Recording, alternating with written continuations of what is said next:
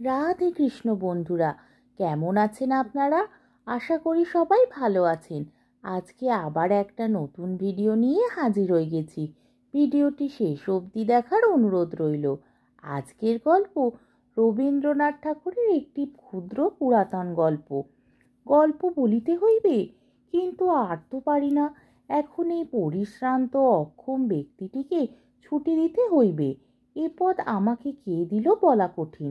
ক্রমে ক্রমে একে একে তোমরা 5 জন আসিয়া আমার চারিদিকে কখন জড়ো হইলে, এবং কেন যে তোমরা আমাকে এত অনুগ্রহ করিলে এবং আমার কাছে এত প্রত্যাশা করিলে, তাহা বলা আমার পক্ষে দুঃসাধ্য।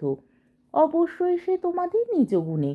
শুভাদৃষ্টক্রমে আমার প্রতি সহসা তোমাদের অনুগ্রহ উদয় হইয়াছিল, এবং যাহাতে সে অনুগ্রহ রক্ষা হয় সাধ্যমতো সে চেষ্টায় ত্রুটি হয় নাই।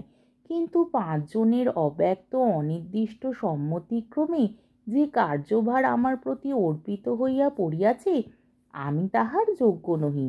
ক্ষমতা আছে কিনা তাহা লইয়া বিনয় বা অহংকার করিতে চাহি না, কিন্তু প্রধান কারণ এই যে বিধাতা আমাকে নির্জনচর জীবরূপেই গঠিত করিয়াছিল।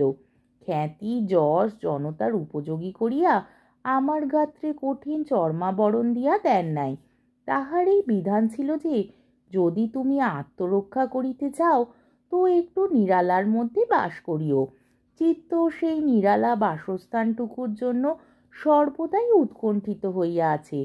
কিন্তু পিতামহ অদৃষ্ট পরিহাস করিয়াই হোক অথবা ভুল বুঝিয়াই হোক, আমাকে একটি বিপুল জনসমাজের মধ্যে উত্তীর্ণ করিয়া এক্ষণে মুখে কাপড় দিয়া হাস্য করিতেছেন।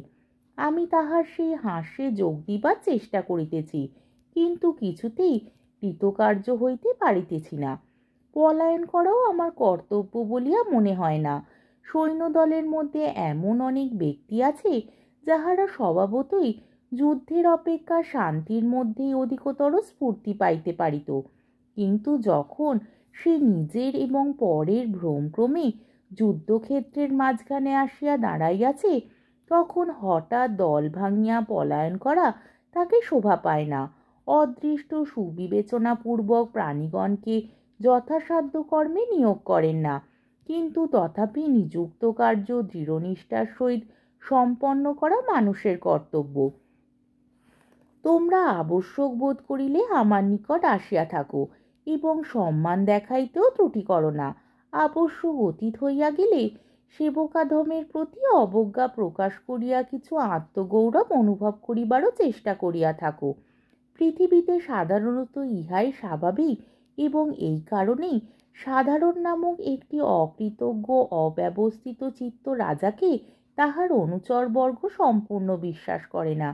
কিন্তু অনুগ্রহ নিগ্রহের দিকে তাকাইলে সকল সময় সকল কাজ করা হইয়া ওঠে না।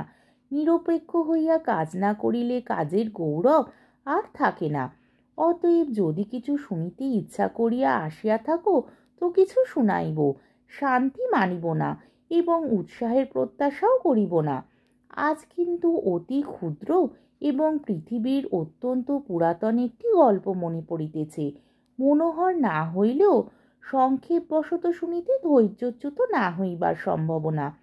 পৃথিবীতে একটি মহানদীর তীরে একটি মহারণ্য ছিল। সেই অরণ্যে এবং সেই নদী তীরে এক কাঠঠোকরা এবং একটি কাদা খোঁচা পক্ষী বাস করিত। ধরাতলে কীট যখন সুলভ ছিল, তখন ক্ষুধা পূর্বক সন্তুষ্ট চিত্তে উভয় ধরাধামের যশ কীর্তন করিয়া পুষ্ট কলেবরে বিচরণ করিত।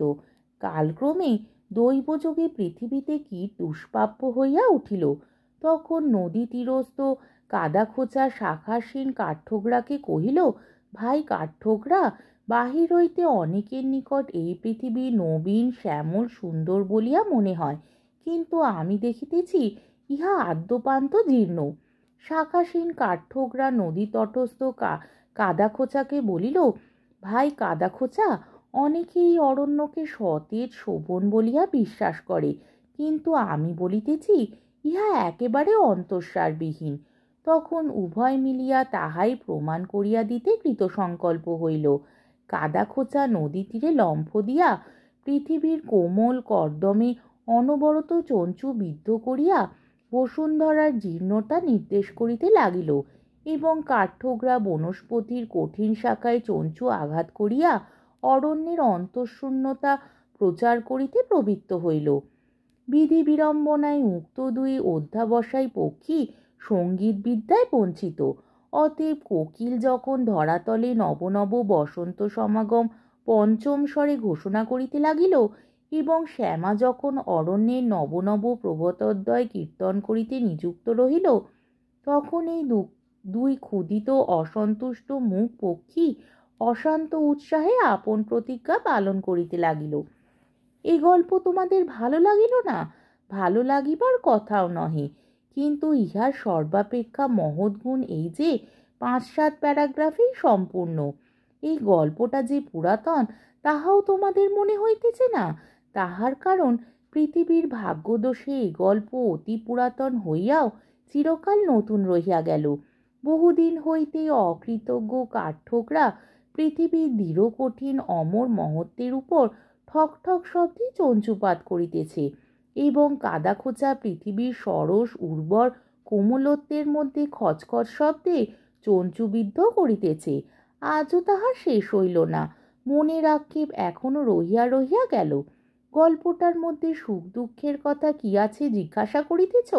ইহার মধ্যে দুঃখের কথাও আছে, সুখের কথাও আছে।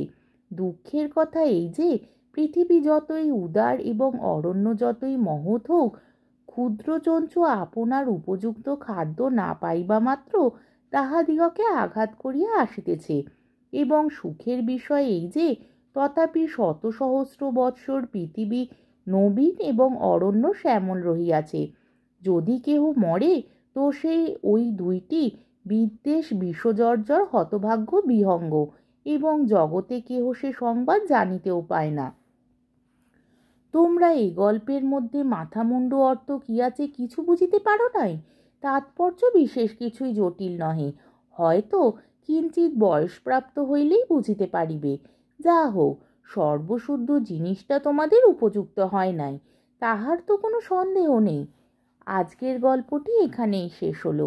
আমার ভিডিওটি যদি আপনাদের ভালো লেগে থাকে তাহলে আমাকে কমেন্টের মাধ্যমে আপনাদের মূল্যবান মতামত অবশ্যই জানাবেন এবং আমার ভিডিওটিকে লাইক ও শেয়ার করার ও আমার চ্যানেলটিকে সাবস্ক্রাইব করারও অনুরোধ রইল। তাহলে আজকের ভিডিওটা এই অবধি। পরের দিন আবার অন্য কোনো গল্প নিয়ে হাজির হয়ে যাব। ততক্ষণ পর্যন্ত আপনারা সবাই ভালো থাকবেন, সুস্থ থাকবেন, সাবধানে থাকবেন এবং আমার ভিডিওটি দেখতে থাকবেন। তাহলে আজকে আসি। রাধে কৃষ্ণ।